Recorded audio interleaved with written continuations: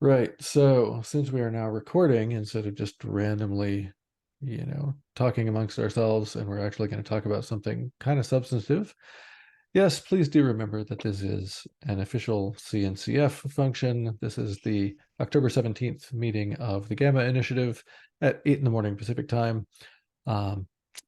It is required that everyone adhere to the CNCF code of conduct, which pretty much boils down to be nice. So be nice.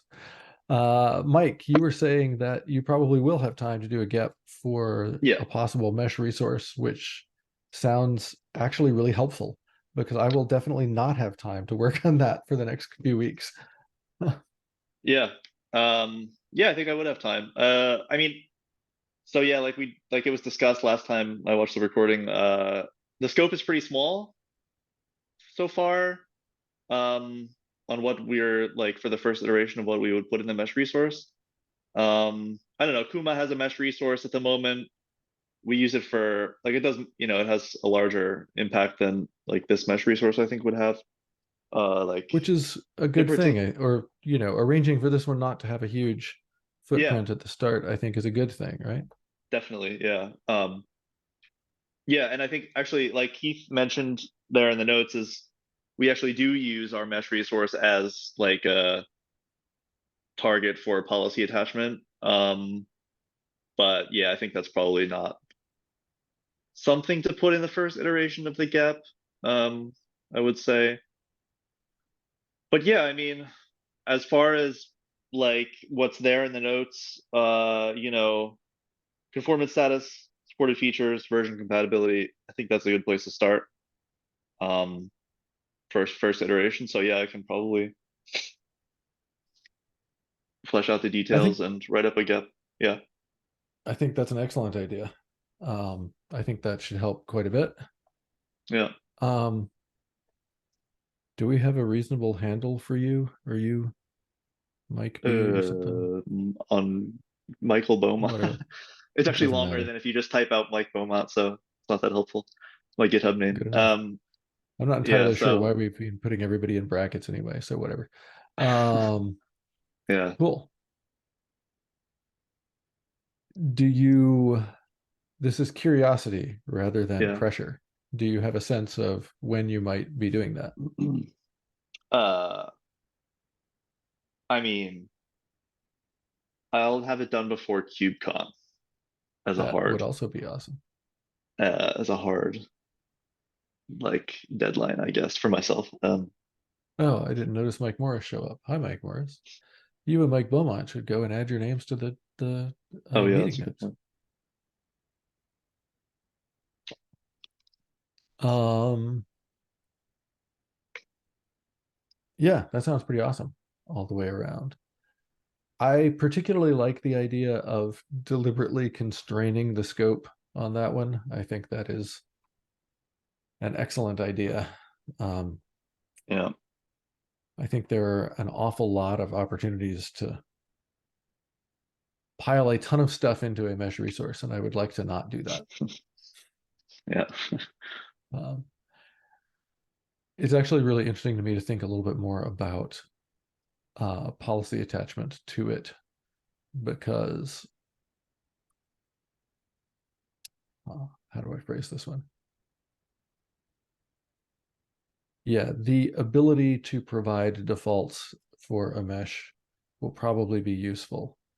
And um, it's a little interesting to think about that in terms of, well, maybe we put default information on the mesh resource, or, it's interesting to think about. I don't know if I have a strong opinion there Hmm. either way yet,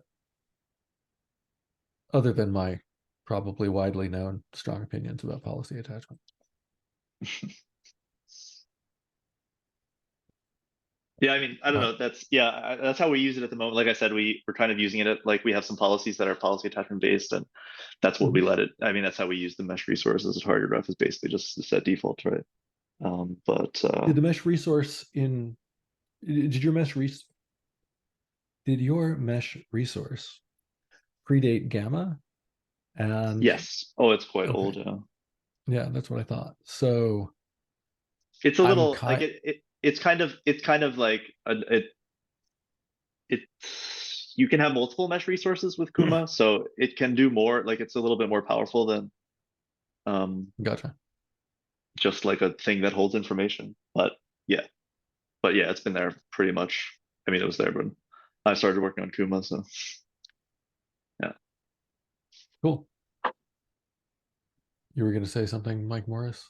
Oh no, just yeah, I think that the way Kuma uses the mesh resource is interesting. It's one of the more unique things about it. So yeah, definitely like getting some of that context perspective of how they've used it historically, I think will be really interesting as part of this. Yeah. I think that I do think it's going to be interesting to simultaneously get some use out of a mesh resource and avoid throwing the kitchen sink into it. So that feels like something we might have to put a little effort into balancing as we go. Anything else that anybody wants to talk about? For the previous meeting, there was some discussion of workload targeted policy. I do not think that I know nearly enough to try to further that discussion without Keith here, since he was the one who brought it up and such. But anybody have anything else that they'd like to talk about?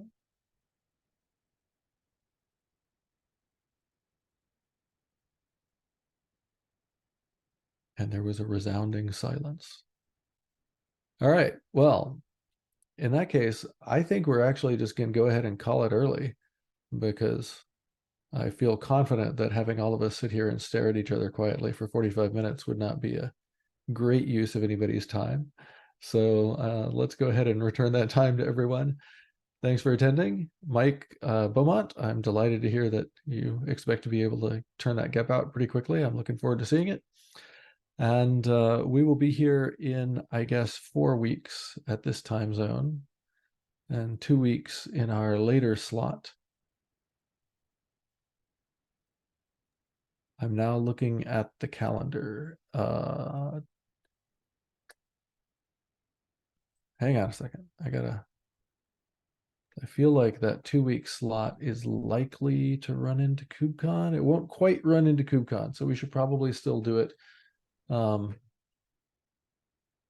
We can discuss on Slack whether people feel particularly strongly about not having a meeting on Halloween.